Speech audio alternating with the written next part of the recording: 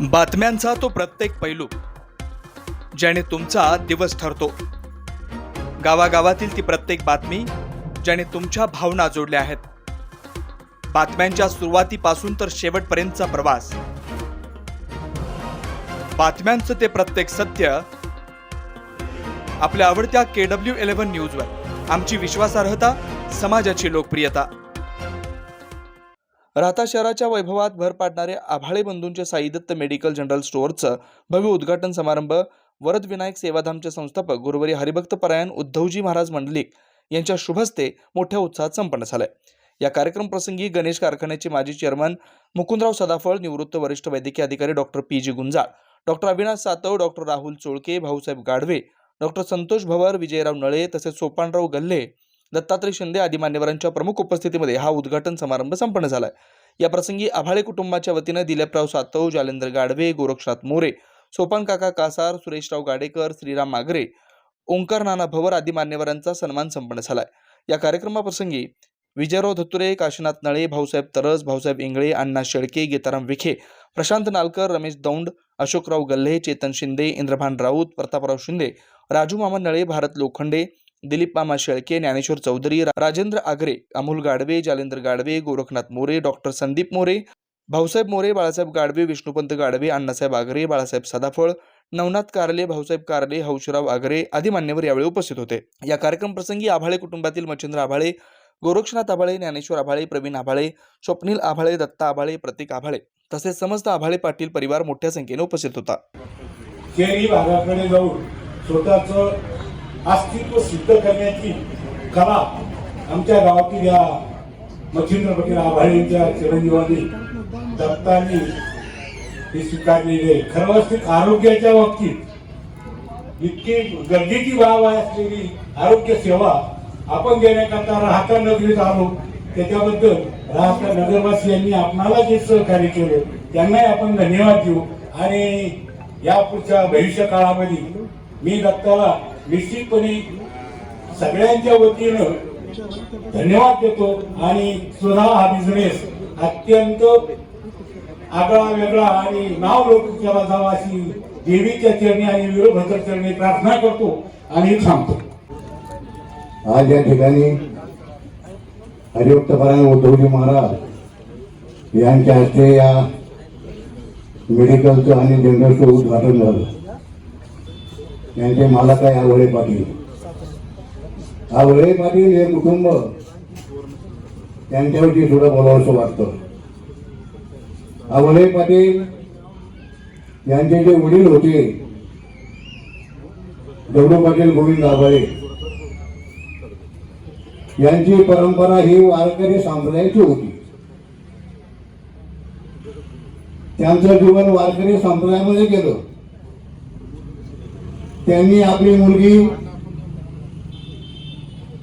वैकुंठवासी धनाबाई ही बोर्डे परिवारामध्ये कैलासवासी महादेवराव भेकाजी बोर्डे हे नारायण महाराजांचे परम भक्त होते. त्यांच्या या परिवारामध्ये ही मुलगी दिली आणि या संबंध झाल्यामुळं दगडू पाटील आभाळे आणि बोर्डे पाटील यांच्यामध्ये एक वारकरी संप्रदायाची परंपरा निर्माण झाली. उद्घाटन समारंभ आपले महंत हरिभक्त परायण उद्धवजी महाराज यांच्या शुभ हस्ते या ठिकाणी आणि आपल्या सर्वांच्या प्रमुख उपस्थितीमध्ये या ठिकाणी संपन्न झालेला आहे. आभाळे परिवार यामध्ये दत्ता आभाळे यांनी मेडिकल आणि जनरल स्टोअर या ठिकाणी सुरू केलेला आहे. आज विचार जर केला या कार्यक्रमाकरता सर्व थरातून वैद्यकीय विविध राजकीय क्षेत्रातून आलेले सर्व नातेवाईक हितचिंतक या कार्यक्रमाकरता उपस्थित आहेत त्यांचे मी आभार मानतो. आणि राहत्याच्या मानाच्या तोरामध्ये एक खुराक होण्याचं काम आभाळे परिवाराने केलेलं आहे. आज अशी परिस्थिती निर्माण झालेली आहे शेतकरी पूर्ण भरडलेला आहे. त्याच्या शेतीला मालाला भाव नसतो आणि अशा परिस्थितीमध्ये शेतकऱ्याच्या मुलांनी आपल्या मराठी मुलांनी वेगवेगळे व्यवसाय निवडले पाहिजे. लघु उद्योग, मोठे उद्योग खऱ्या अर्थाने मुलांनी या ठिकाणी सुरू करावे. आज महात्मा गांधीजींचं जे स्वप्न होतं, शहरामध्ये थांबू नका, खेड्याकडे चला, खेड्याचा विकास झाला पाहिजे, हे त्यांची मूळ संकल्पना होती. आणि त्या खऱ्या अर्थाने ती संकल्पना तरुणांनी खऱ्या अर्थाने सुरू केली पाहिजे. शेतीमध्ये न गुंता इतर व्यवसायाकडे वळलं पाहिजे. आणि आभाळे परिवाराने तो मार्ग निश्चित निवडलेला आहे. आणि आमच्या सगळ्यांच्या वतीने त्यांच्या या व्यवसायाला मी शुभेच्छा देतो.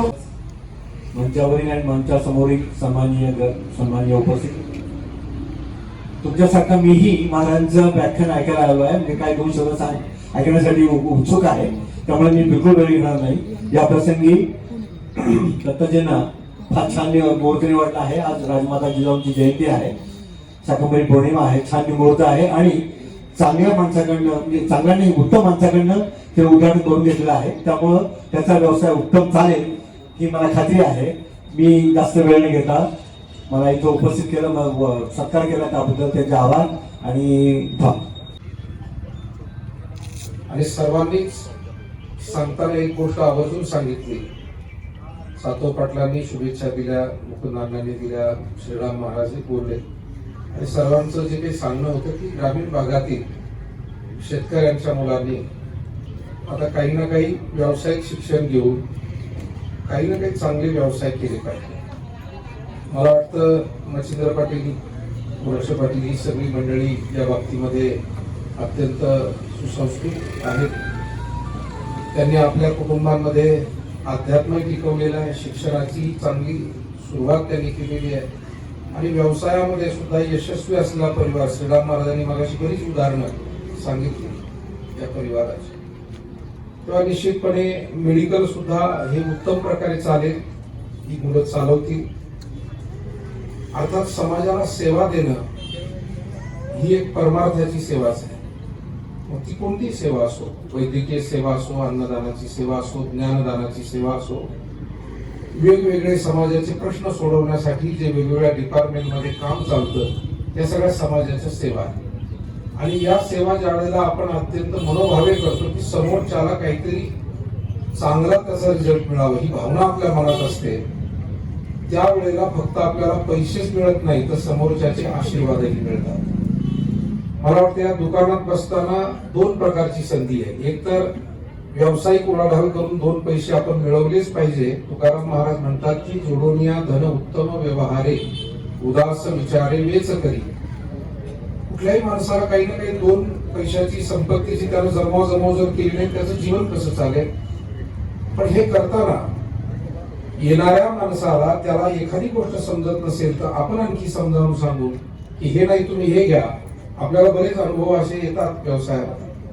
अनेक मंडळी आपल्याला ते दुकानदार सल्ला देतात की ही वस्तू 90 रुपयाची आहे, ही 80ची आहे, पण ही 80ची असून चांगली आहे, ही घ्या.